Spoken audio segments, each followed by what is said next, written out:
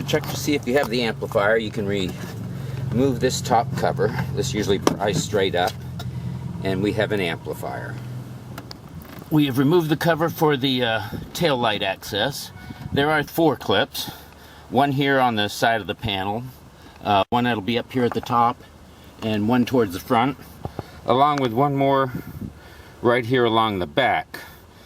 These clips are all the same. It's a black plastic clip, and it sits in the panel like this, and you take your pry bar and pry the center tab up out of it. You can see a little slight opening here with it, and that will allow you to pry this center part of the pin up like this and release the center part, and with the center part released you can then pry the remaining component out of the panel. This will allow you to remove the panel from behind the edge here, work it out, and we're going to remove this side panel once releasing it.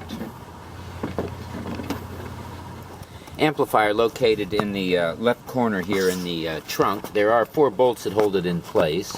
One located down here, one located over here on the right side, one located right up here, and one located here. These 4 screws will allow you to remove the amplifier, but it's mounted to a bracket, but it also has a connector here on it, and this connector can be a little tricky to remove. This is usually the position it's in when it's connected to the amplifier, and there is a little tab here at the top in the center right here, and if you push this tab down, you push the tab down and allows this arm to go around, and while this arm is being pushed down, it pushes the connector out of the amplifier, and in order to put it back into the amplifier you have to have the arm in this position,